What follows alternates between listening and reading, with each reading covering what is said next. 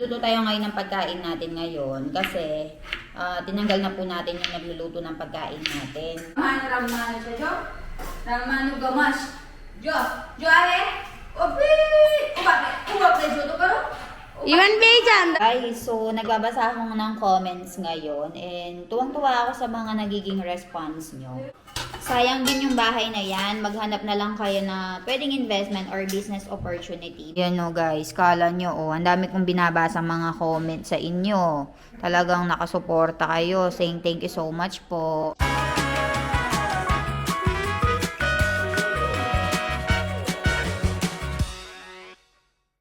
Good morning guys! So, ayan. Nagluluto tayo ngayon ng pagkain natin ngayon kasi tinanggal na po natin yung nagluluto ng pagkain natin.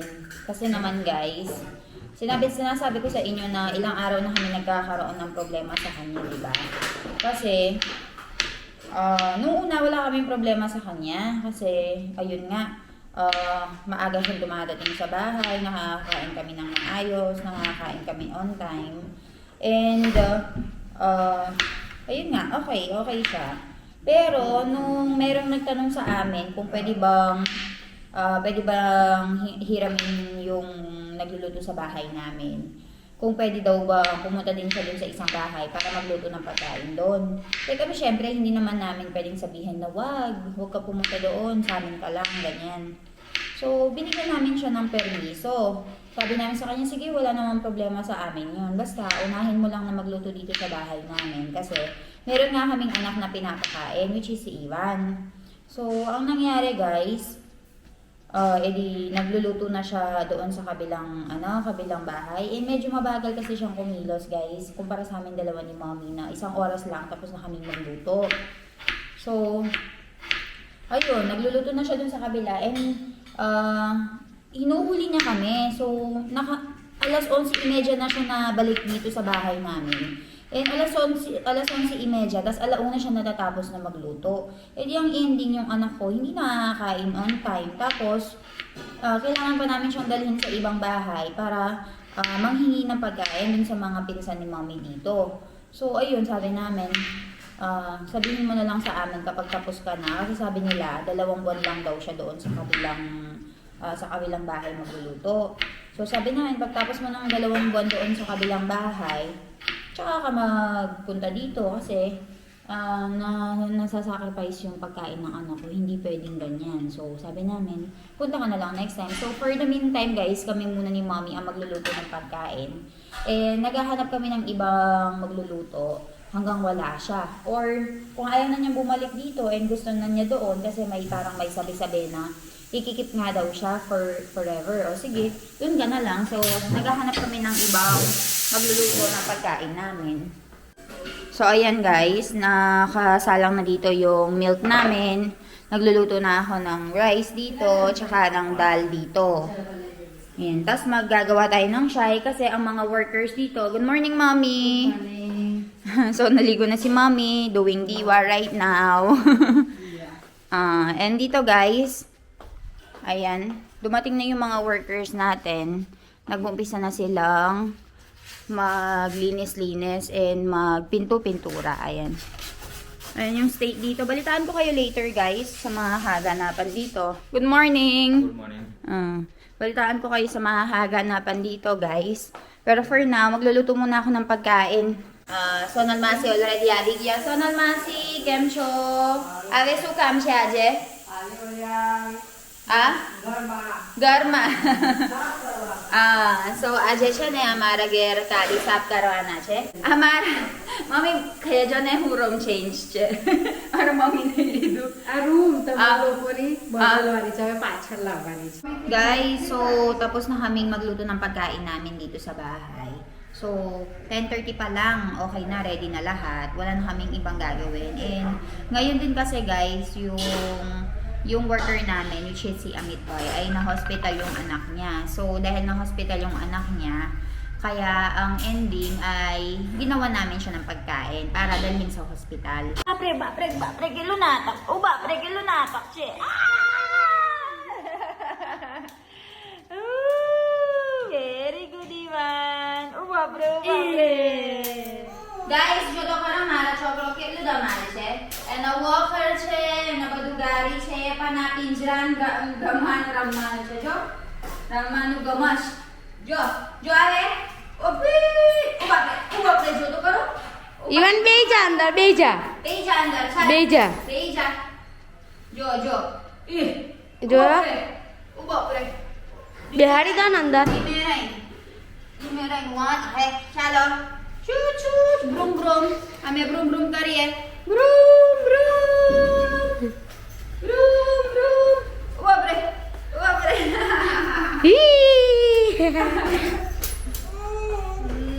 चल मैं करिए आपको तमन्ना. 1, 2, 3.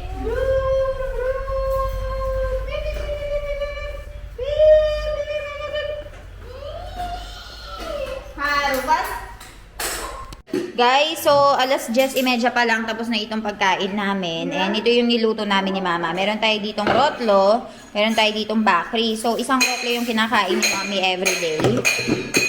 Ito naman ang aming ulam, which is cabbage and potato. May rice tayo dito. And meron tayong dal. Tapos ito naman ang ating curry. Tignan nyo naman ang anak ko. Ah! Le! Grapes to ka? Le, grapes to ka? Ala! Grapes to ka? Grapes? Wow! Yummy! Ivan na favorite grapes. Guys, tingnan niyo si Ivan. Favorite niya yung grapes. And dito naman guys, kung napapansin nyo, meron tayo ditong lunchbox.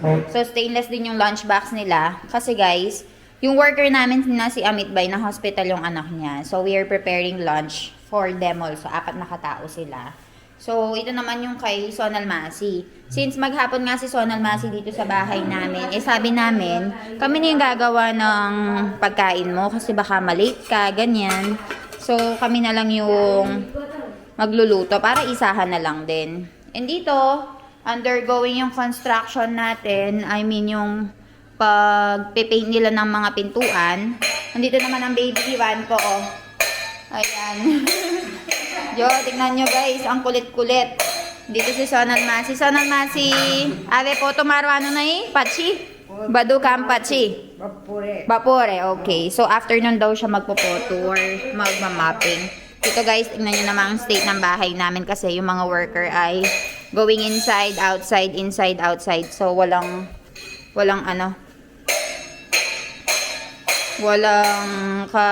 okay yan yung bahay namin, kalinisan. Sa taas, ongoing yung construction, I mean yung painting. Pero hindi ako makakakit sa taas, guys. Ayan. Papakita ko sa inyo. Dito naman, ayan o, may kulay na yung pinto. Ito, nililinis nila ito kanina kasi pipinturahan din yan, no. Ayan. Tignan nyo, ang kinis na, diba? So, ayan. Lilinisin din ito after some time kasi sa 20 ay magkakaroon tayo ng mehendi program. So, dahil may mehendi program, guys, ang mangyayari ay hindi tayo makakakilos and pupunta tayo doon sa bahay ng kamag-anak natin. Diba? Last time si Mami din ay inayos na rin itong mga stainless na to. Yung mga walang laman, sabi ko sa kanya, iakyat mo na. Yung mga walang laman na hindi masyadong ginagamit. Kasi guys, marami kami mga stainless. Sabi ko, kung gusto mong ibenta, ibenta mo. Pero walang pinipilat. Hindi ko naman kita pinipilat na ibenta. Siya din kasi mismo guys, natin nahihirapan nga daw siya sa pag-aano ng stainless. Why? Yay! Dance, dance, dance, dance. Uba, pre, uba, pre, uba, pre. Very good, Ivan. Kain siya ng strawberry, grapes guys. Paborito niya yan. Yum, yum, yum, yum. Yum, yum, yum, yum. Ivan, cute, cute, cute ka re? Cute, cute. Uba, pre, cute, cute. Nagigita niyo ba guys? Ang kulit ng anak ko. Guys, so nagbabasa ako ng comments ngayon and tuwang-tuwa ako sa mga nagiging response nyo. Alam nyo ba guys, hindi lang ako masyadong nagre-reply kasi wala na po akong time. Pero kapag nakikita ko yung mga comments nyo, I'm very thankful and nilalike ko po. So, meron mga nagsasuggest sa inyo and alam nyo ba, kung pwede ko lang gawin lahat ng mga suggestions nyo, ay ginawa ko na po ng napakatagal. Pero, kapag kasi pinaganda na namin ng pinaganda itong bahay na ito, ay hindi na kami, yung parang manghihinayang na kami na na umalis dito. So, ito yung sabi ni Ma'am AC. Sabi niya, suggest ko lang, palitan nyo yung door nyo at saka yung green na color para elegant tingnan yung house. Ako din guys, gusto kong ipa-sliding window nga, pero lalaki ng lalaki yung gastos namin. And ang ginawa namin, pinakulay na lang namin ng kulay brown at saka ng yellow. Kasi, since kinukulayan na din yung mga yung mga pinto namin dito sa baba, might as well, pinakulay na lang din namin. Hindi na namin pinapalit. And daming nag-change daw, ang daming nagsasuggest na i-change nga daw yung window and door sa second floor para total makeover. Pero okay na po yun guys, kasi sa totoo lang, ayaw kong yung budget namin, i-extend kasi may villa po kaming pinapagawa sa Philippines guys, and that cost millions of pesos. Dito rupees yung bayaran, doon peso. So sabi ko, yung kaya lang ng budget na kayang i-dispose, yun lang, kasi we need to have money sa Philippines para sa pambili ng furnitures, mga mattress. Last time guys, bumili ng mga mattress yung family ko doon sa Philippines para doon sa resort. Umabot po ng 250,000 for the mattress lang. Wala pang AC, wala pang aircon, wala pang mga decorations. So, para sa decoration sa villa, ay sobrang laki pong gastos. Kaya, nagsisave ako para doon. Tapos, sabi nga din ni Ma'am, Ma'am Baby Chinoy, okay lang daw gumastos, at least komportable. Para meron ding sariling privacy. Sana din galot-galot te pala ko muna banta luminising balileyo. Ang pumaliwanas lalawin. Sabi niya, alis na daw yung mga hindi kailangan.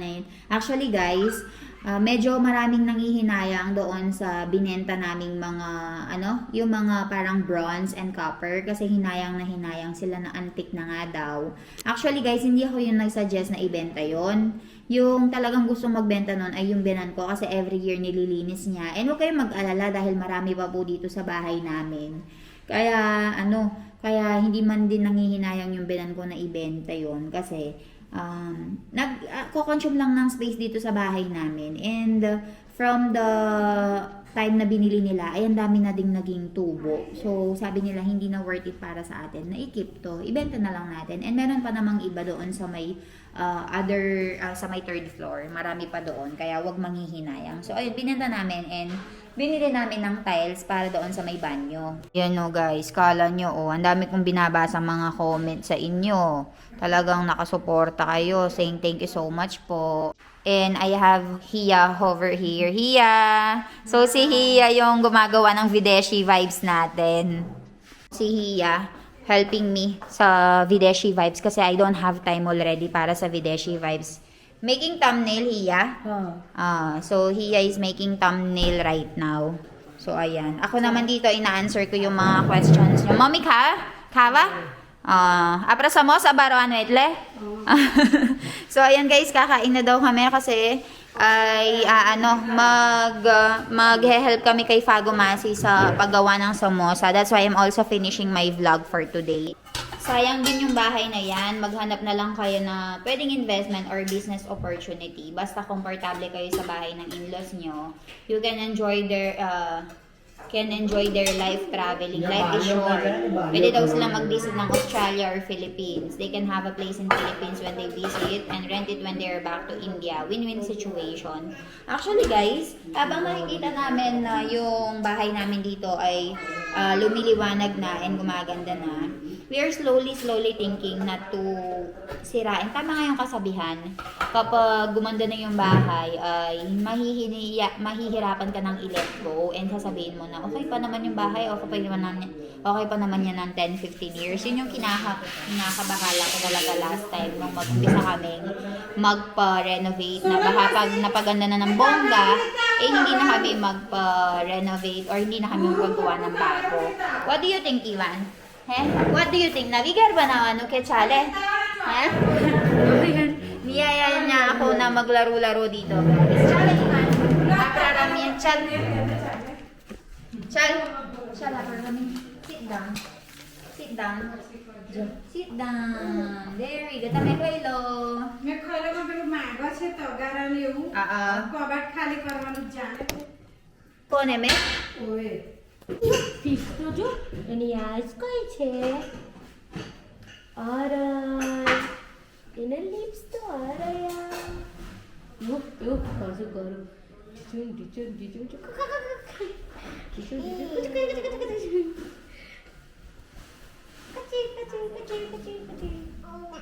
કોમ even green colour ક્યાં છે green green કયા છે આરયો એને ગ્રે કહેવાય યલો કયા છે